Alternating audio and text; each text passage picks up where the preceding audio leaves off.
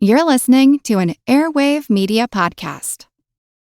Hey there! Did you know Baker's always gives you savings and rewards on top of our lower-than-low prices?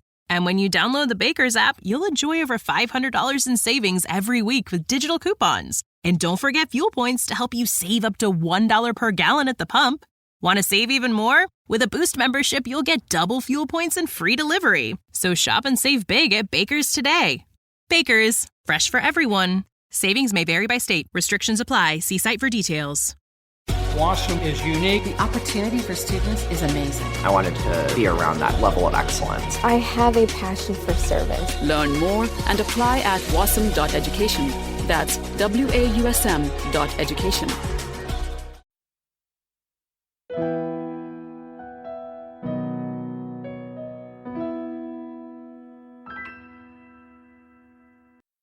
Hi, and welcome to the very first episode of Who Did What Now with me, your host, Katie Charlwood, lover of cheese and reader of books. Oh wow, you're thinking that was very smooth for your very first go, wasn't it?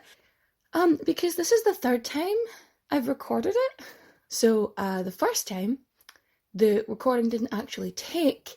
The second time, turns out I actually got a major fact wrong because all the articles I was looking at regarding one of the topics completely ignored another part of it.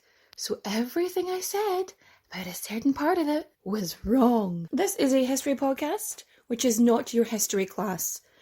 If you're under the age of 18, I would suggest not listening because there's probably going to be some profanity.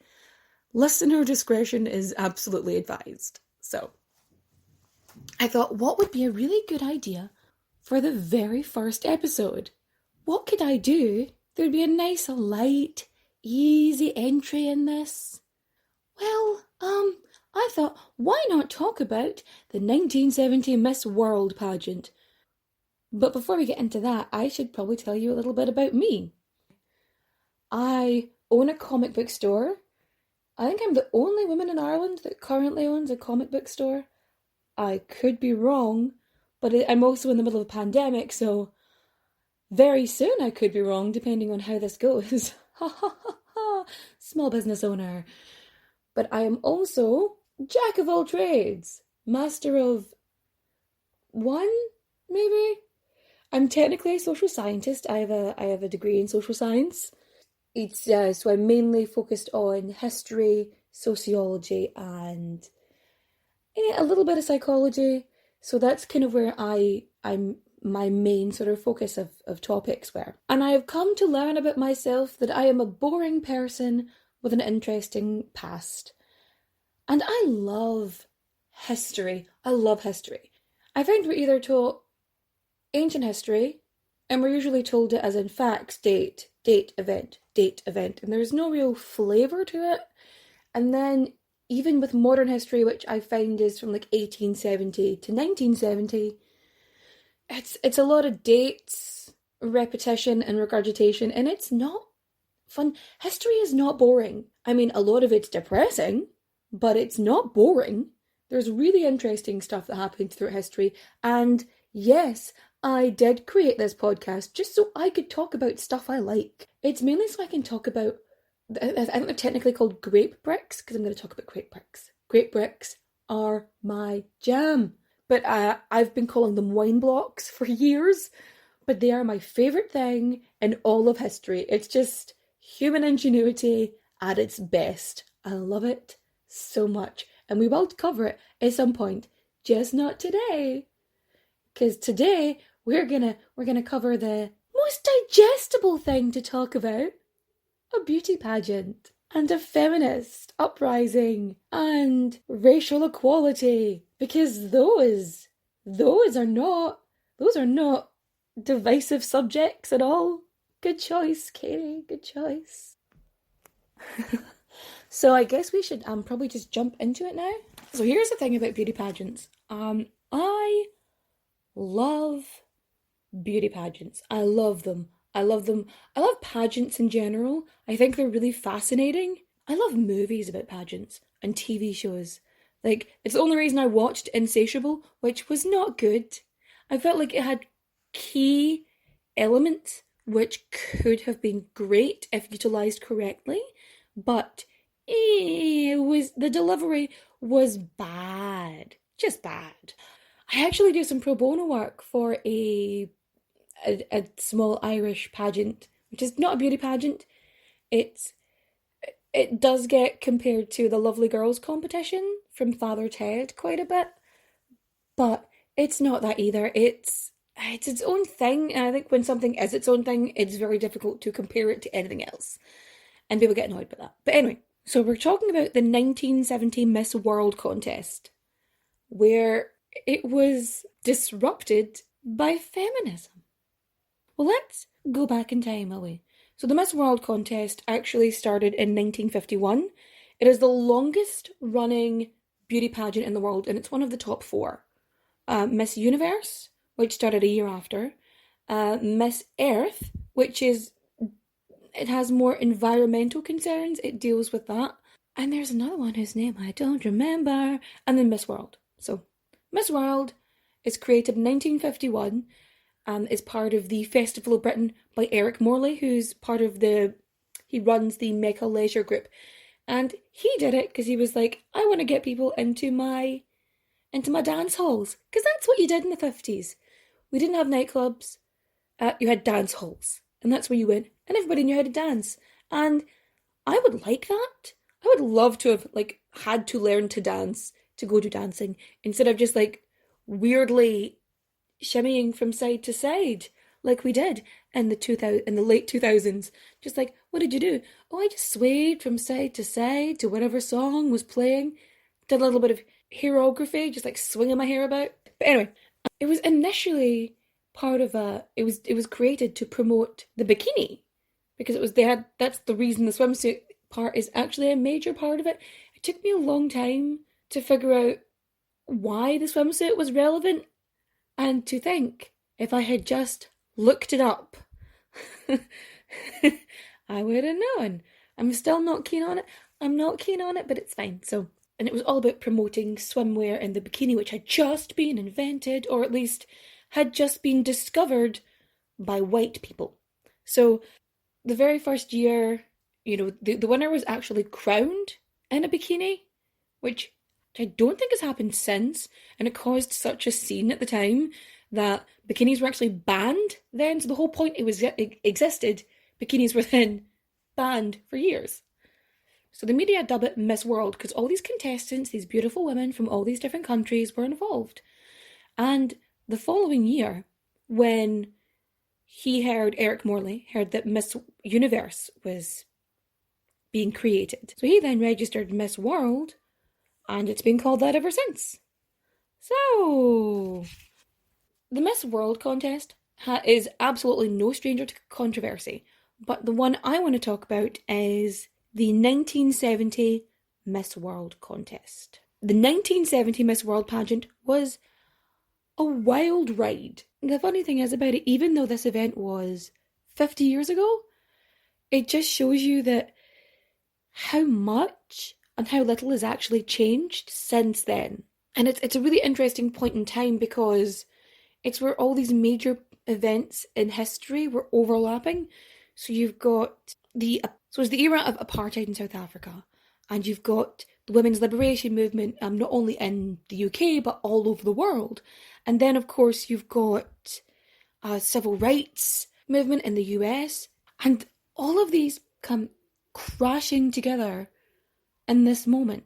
And what I find really interesting is one of the main points of why the 1970 Miss World was so important, and it's actually a major turning point in history, and it's very rarely mentioned. I didn't even know anything about it until I watched a movie called Misbehaviour with Keira Knightley. I'm terrible. I cannot watch Bend It Like Beckham, because every time I watch Bend It Like Beckham, I really want to start playing football. It just makes me want to exercise every time I watch that movie. I probably should watch that movie. I'd probably get more done. But so from about 1959, the Miss World contest was actually televised, and it was probably one of the most watched events on live TV by 1970. So in 1970, you had 20 million people in the UK watching, and there was like 100 million worldwide. And population-wise, that's a fair amount. And that's watching it live. But right here, right now, November 20th, 1970. The reason I remember the date is because it's my birthday. So, oh my god, I totally forgot. Miss Universe actually was owned by Donald Trump, which I vaguely remember reading about before. Oh my god, that's just... Anyway, Miss World was controversial from the get-go. I mean, before the contest even started, there was a huge uproar, because for the first time, South Africa had sent 2 contestants, one black, one white. The organisers were effectively shamed into sending Pearl Johnson, a black woman of colour, at the last minute, because South Africa had already provided a white contestant, Gillian Jessop. So South Africa had consistently sent white contestants the entire time. So Gillian Jessop was Miss South Africa, and Pearl Johnson was Miss Africa South. So Miss South Africa and Miss Africa South actually became really good friends after this, but it was still a big controversy at the time. Okay, apartheid, for those who don't know, apartheid was an official policy by the South African government, and it ran from 1948 to 1994. And it was a policy of racial segregation and white supremacy. So most people have heard about Nelson Mandela. Nelson Mandela was a political activist. The South African government would call him a terrorist at the time, and he was imprisoned. And Nelson Mandela went on to become the very first black president of South Africa. I learned who Nelson Mandela was because he met with the Spice Girls. The women's liberation movement was sort of gaining speed all over the world. It had the BBC, as you know, the BBC, the British Broadcasting Company? Whatever. So the BBC vans are all outside, and a BBC van gets bombed. Nobody's injured, nobody's dead, nobody's hurt. It was basically the women's lib movement trying to stop the televising of the event. They had an idea that something was going to happen. The contestants didn't. The contestants were completely oblivious. It was very much hidden from them. The Miss Sweden that year, she even said that no one had any idea. 1970 women were still expected to be the homemaker. You know, it wasn't too long before that women got the right to vote. Because remember, when women originally got the right to vote, it was some women. You had to be rich, you had to be married, you had to own land, you would be a woman, you'd be married. You know, rich white women were able to vote. That was the initial step. And then you needed your husband's permission to open a bank account. You know, you couldn't get medical procedures done without your husband. I mean, this was still a time where if you got married, you were expected to quit your job, go home, and become a housewife. It was very much that nuclear family sort of situation. You had to be this. But they were also against... Another thing they were against was this... How do I put it? This idealization of beauty. And that a woman's worth is related to how she looks. What, you say? That's certainly not a problem now, for fuck's sake. So back to the night in hand, November 20th, 1970. Hundreds of women's liberation protesters had infiltrated the Royal Albert Hall. And you're thinking, how did they get in? Did they dig their way in, a la The Great Escape? Did they crawl in through some air ducts or whatever the hell they had back in the day? No. They bought tickets. And this is the part that the 1970 Miss World contest is known for. If it is known for anything, it's known for this. Bob Hope, aged comedian Bob Hope, was on stage. He was back. even after, quote unquote, an incident with one of the contestants many years earlier. So, Bob Hope, we don't know who he is, Google him, I can't be arsed. So he is on stage being a sexist twat. I mean, he's so used to saying whatever in a circle and getting away with it because, you know, misogyny was just part of the parcel. You know, that was just how things were. And he's just making generally demeaning comments about the contestants, about their looks, and, you know, that sort of smarmy, a little bit dirty kind of joke. And he's going around doing his fucking shit. And whoop, probably for the first time in his life, flower bomb. Like baking flour, not like bouquets. They weren't like throwing dandelions at him like, haha, you're gonna piss the bed tonight, Bob. No, it was like flour, baking flour. And they had those rattles, the football rattles. I'm actually doing the movement. I'm doing the spinning movement with my hand, the clickety-clack. So it's a clacking spinner and it makes a lot of noise. And Bob freaks out because he thinks that, you know, it's a spark. He thinks it's like a firecracker sound, so he thinks it's a bomb. And, you know, so he freaks out and runs off stage. So the protesters, they're pissed off. You know, they're unhappy about the objectification of women, and they wanted to send a clear message about the fucking misogyny. So, flower ahoy and stink bombs away. I read this consistently two ways. The first is that they had planned to cause a commotion during the swimsuit parade. And another states that they never wanted to embarrass or upset the women taking part. They were always planning to, you know, go for the entertainment section. There's controversy number 2. Controversy number 3 coming your way. Miss Sweden, Marjorie Crystal Johansson, was tipped to win, but ended up being like the 4th of them. She didn't even know that the protesters were there until after the pageant. But she also said that nobody from the women's liberation movement actually thought to contact the women involved. Although who's to say they didn't, because if they did try, the organisers of the event were very good at quite clearly cutting, you know, the interior group of girls off from the rest of the scenario. Because Miss Sweden said that in Sweden, that they were a bit more, they were already going about, the rights were a bit more equal, they were going forward, you know, they felt like they were a bit more advanced. She doesn't understand why they didn't just come talk to her. I mean, she could just be blowing smoke out her arse, we don't know. And she said that, you know, they wanted the same things, but they were just going about it differently. But then another interview with her says that they didn't care about what the girls wanted or the contestants wanted. They were just wanted to make their opinion and it didn't matter. Which is where I made the mistake before. So, anyway, Miss World had been running for 19 years. And in those 19 years, there had never been a black winner. Like, initially when I recorded this, I had stated that the winner had always been white. And that was incorrect. That was incorrect. Because Rita Faria was the first Indian winner, and I think that was 1965. I think it was in the 60s. I think it was 65. I'll have to double check. And there was an Egyptian winner. Here's what I'm gonna say. I went back and I had a little look.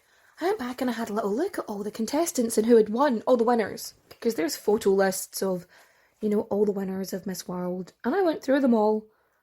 And what I noticed about those first 19 years, is that every single winner, even the ones that were not European looking, it was still very much a Eurocentrised version of beauty.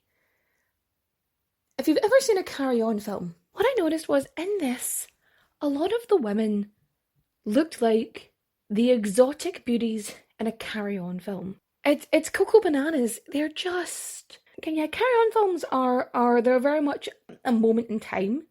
They are a time capsule of the opinions and events of the era. And they tend to be... There's brownface and blackface and misogyny and you know, it's it's not good. Anyway, Carry On Screaming, which has the least amount of that, surprisingly, is it's actually the best Carry On film. I will fight anybody who says otherwise. Jim Dale is a delight. Jim Dale you may know as the narrator from Pushing Daisies, or he did the American narration of the Harry Potter audiobooks. Fun fact. Oh goodness, I hope he's still alive. Is he still alive? If Corona kills Jim Dale, I'm coming for you bitches. Anyway, back to the story in hand. I went in a big segue there. So, yeah. So Rita Faria, as far as I can tell, well, she lives in Dublin now. She's a doctor. And she lives in Dublin. And Miss World was never the end goal for a lot of women. Miss World was a stepping stone. You'll find this a lot with a lot of beauty pageants, is that a lot of people do not see that as an end goal. They see it as a stepping stone towards the end goal.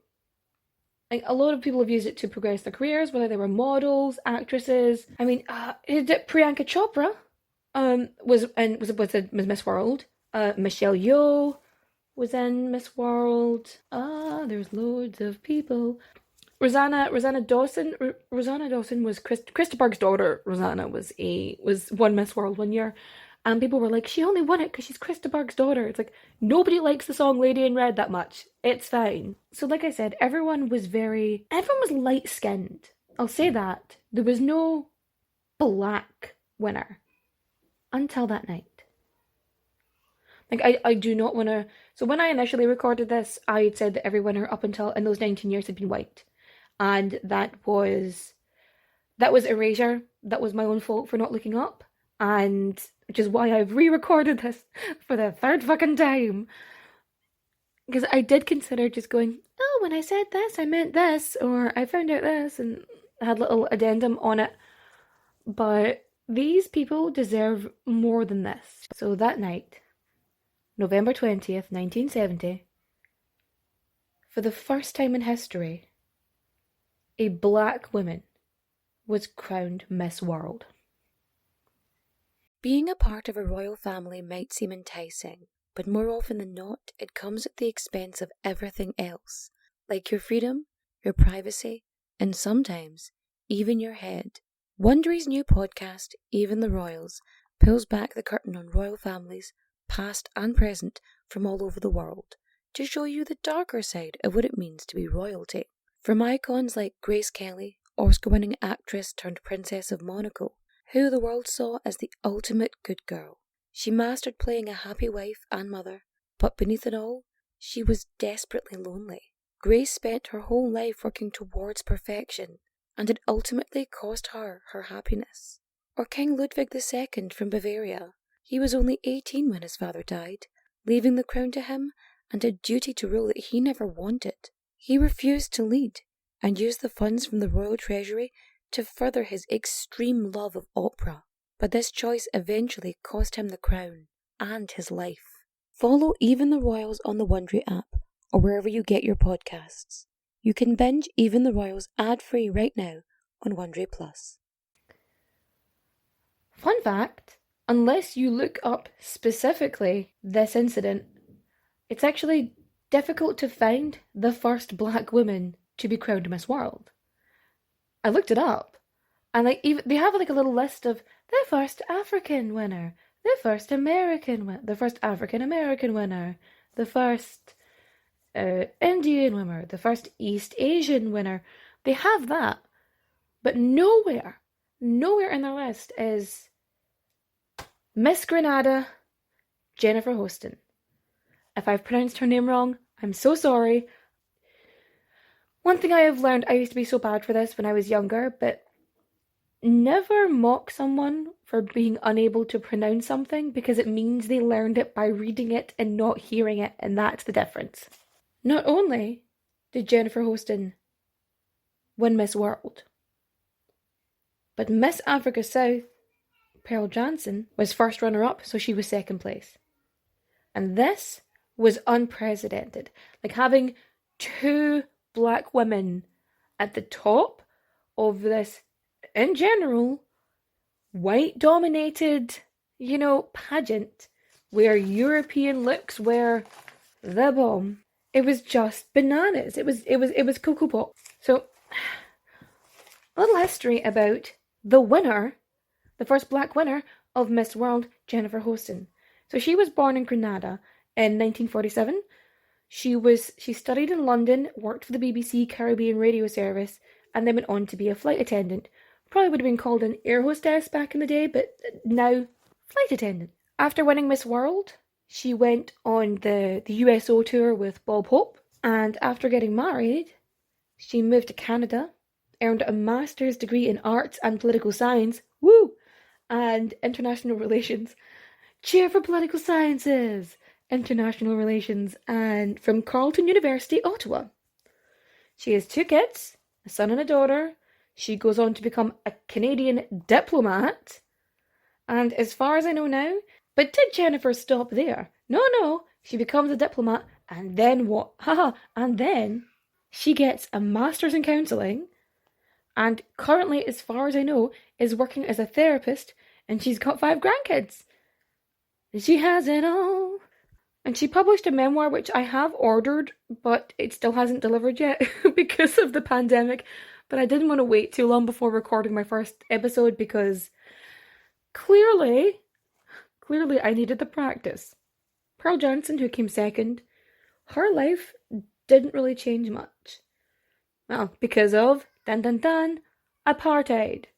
She was back living in a township, back in segregated South Africa, and she'd lost her machinist job, and everyone thought she was rich because, she came second in Miss World, so it didn't really help her. But she did get her dream, eventually, because at the age of 58, she got her dream job, and she became a singer. Again, we're going to go back to the night in question. I just wanted to take a minute to tell you about the top 2 winners. They're sort of discounted and not really mentioned enough in history, and I think it's far too easy to focus on the issues of the contest instead of the women involved, because they're still people, and I think it's too easy to ignore the people who get involved, because a lot of people use it as a stepping stone.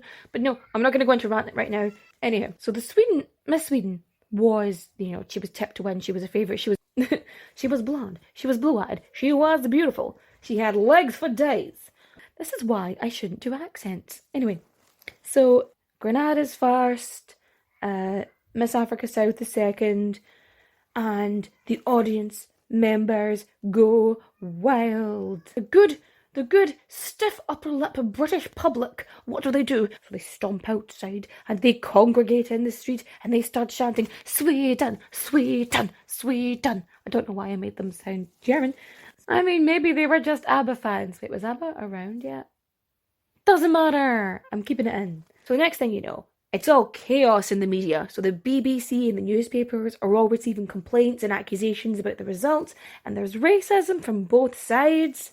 So Daily Shitrag, The Sun, said that Miss Grenada's victory was a conspiracy by black members of the judging panel. Alright, so the Prime Minister of Grenada was on the judging panel. And so people were thinking, it was probably rigged because he was on it. They even touch on that in the movie. In the movie Misbehaviour with Miss Keira Knightley. But there was loads of judges. But a lot of the judges were from other participating countries. There was more than one black judge. Ergo, the black person won. Ooh. Oh, the whites are being oppressed here. So the main issue was, a lot of people didn't understand the voting system. So Grenada got 2 first place votes and Sweden got 4 first place votes. And this is out of 9 people. But the point system is probably closer to proportional representation than it is a first past the post system. So Hostin, Miss Grenada, got more 2nd, 3rd, 4th and 5th markings than all the other finalists. So all in all, she had more points at the end than the other finalists had. And so due to this controversy, Julia Morley, Eric Morley's wife, had to resign from her position at Miss World. People just couldn't understand the voting system and they thought it was rigged and whatever. Her doting husband Eric had to physically show the voting cards and explain the voting system to show that it hadn't been some nefarious scheme. Because he showed up with receipts, Julia was able to skip back into her job again like nothing had happened. Hooray for nepotism. Like I said, for a lot of these women, it's not just Miss World. I mean, for some it is. This is the pinnacle of their career. This is what they want. This is a goal they want to achieve completely. And for others, it's a stepping stone to other things. Miss Granada Jennifer Hostin said that Miss Africa South, Pearl Johnson, said to her, winning the contest was about more than just representing their countries. It was about breaking the barriers of Eurocentric beauty standards and norms. Like I said, even the women who were not white, the women of colour that they did have, were still very much what the European standard of exotic. I hate that term. Like, the only thing that should be exotic is your fruit, okay? People are not exotic, fruit is. But that's, and the man from Del Monte says fucking no. Like, has there ever been a Native American winner of Miss World, actually? I'm gonna have to look it up. But here's the thing. Black is beautiful. Brown is beautiful. White are beautiful. I mean, we're kind of peachy beigey, but I say that as the human equivalent of mayonnaise. And I don't want to say any other colours because it's just being dismissive and racist, and I'm not here for any of that bullshit. So I was looking through articles about Miss World and like the first ABC winner, the first DEF winner, so on and so forth, but there was no mention of Jennifer Hostin at all. And for the record, the reason I'm saying black so much is because I kept saying women of colour throughout when the first and second time I recorded this, I kept saying women of colour. And so I completely erased other winners like a fucking dick. And here's the thing, the women's liberation movement, the women's liberation disruption of the event basically overshadowed what was, the first black women to win Miss World. I mean, in fairness, they had no idea it was going to be such a historic event. I mean, if your feminism isn't intersectional, it isn't feminism, and you can fuck right off. Thank you very much. I mean, so here's the thing. I was trying to look up, seeing if there was ever a Native American Miss World, and as far as I can tell, there wasn't. If there was, just tweet me, let me know. So there's no transgender, no openly gay, no queer women. This is, wow. See, this is why Miss World really needs to get with the times. Oh my god, I forgot to mention, right? So the bikini was banned. It's like a lot of countries with religious reasons and traditions, they basically said they weren't going to send any women to it in the future because of the bikini situation, which is probably why the second year of Miss World had like the least amount of people. But the Pope even was like, none of this stuff. So he was outspoken against it. So that got taken away.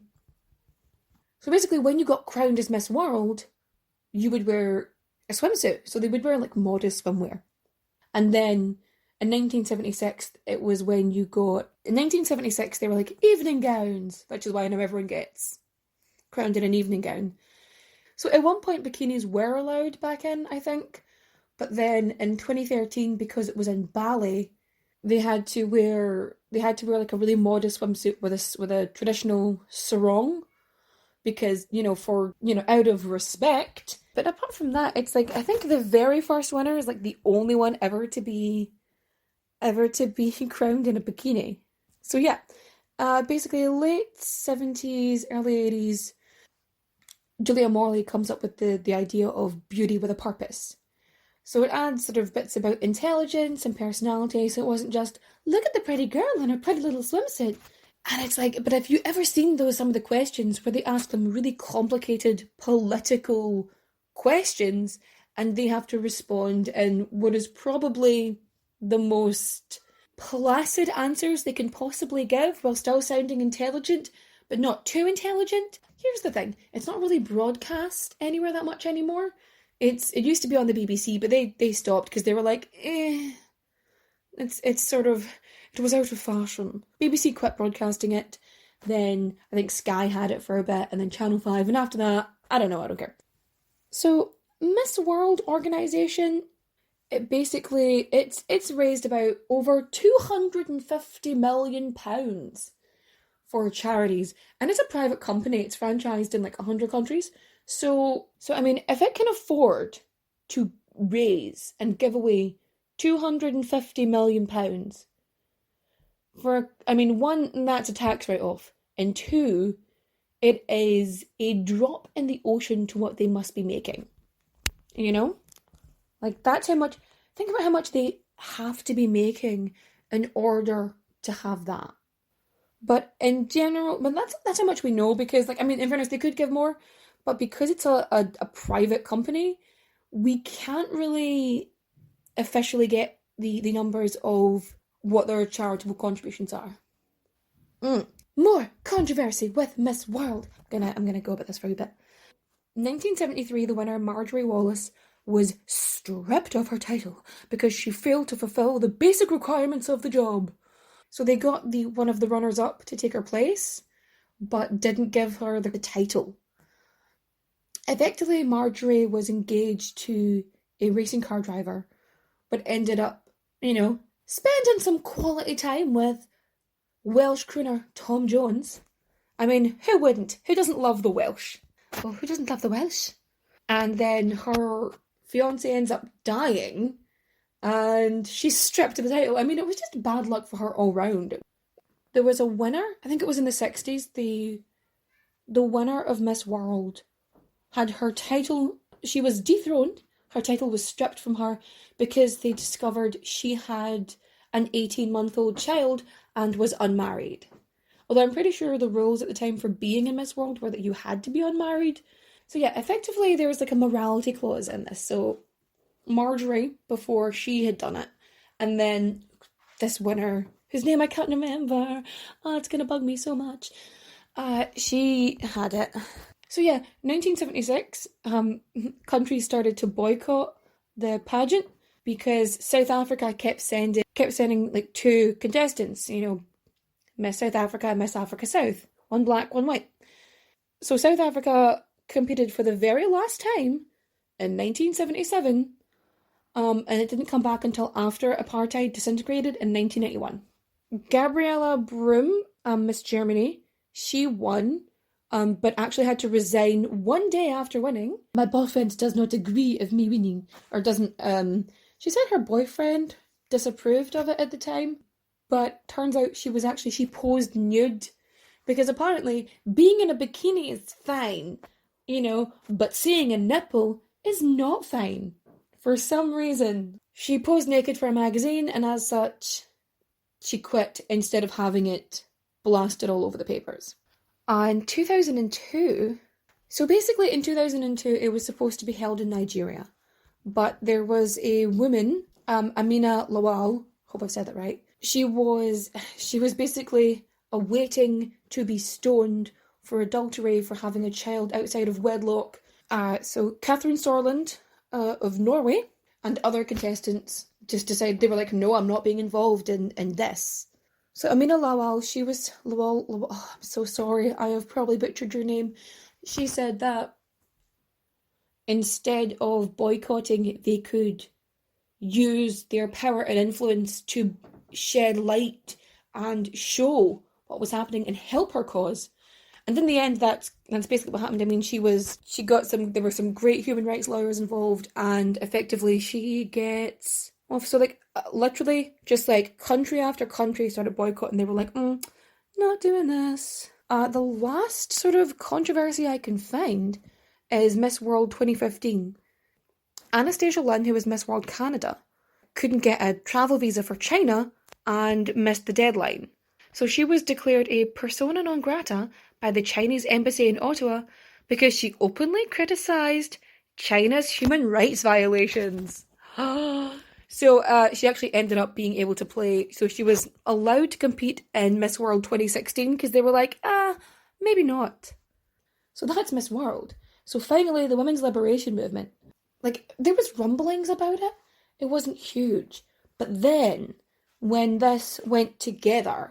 So, but because of this, because of, the flare bombs, the stink bombs, the water pistols, the clickety-clackers, and all the stuff they had going on at the time, they ended up, it actually brought publicity to the cause that they just didn't have before.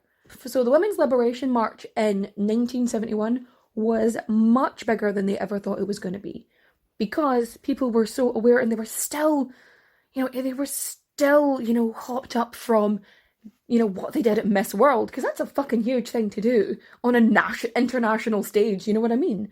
And so, which really helped, kickstart things for the women's rights movements, for that, what was that, second wave of feminism in the UK?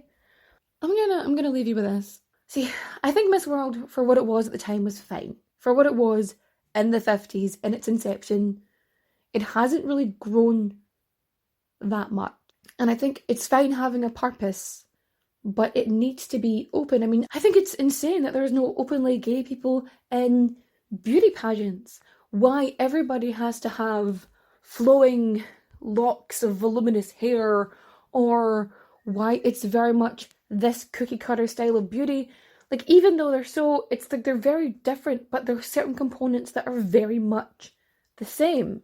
Here's the thing, beauty queens should be plus size, they should be gay, they should be rainbow haired and beautiful. They're beautiful regardless of your skin colour or your hair colour, or granted, beauty is in the eye of the beholder, but I really don't think the beholder has to be men all the fucking time, or what men think is beautiful. If your feminism isn't intersectional, then it ain't feminism. You're just an asshole who's self-serving, and I am done with your bullshit. I'm sorry. No, I've dealt with too many swerves and tariffs recently for this fucking nonsense. But I would love to see. So, I'm going to leave you on a happy note because otherwise I'm going to get angry. Some of my favourite stuff to do with pageants are some pageant movies that are amazing. Drop Dead Gorgeous. Oh, I love it so much. I love it so much. Anything with Kirsten Dunst in the 2000s is generally gold. It is perfection. It is worth watching, and it is a dark comedy. It is so good. It warms my heart. Miss Congeniality. Also, yes. Why are all the movies about pageants comedies? Anyway, Dumpling on Netflix. Oh my god, you have to watch it. It is so good. It is. I cried watching it. And but no. So those, you should watch those. Don't watch Insatiable. It's not good. I was hoping it was going to be good. It has so many great actors. It has so many interesting points that it could have made. It just feels like it consistently missed the mark and then went second star to the right and straight on till morning. I will not watch Toddlers and Tiaras. I think it's creepy to do that to babies. I'm sorry, but no. Anyway, I'm going to go before I go on to some big angry feminist rant. So adios, au revoir, and auf Wiedersehen, my friends. Farewell!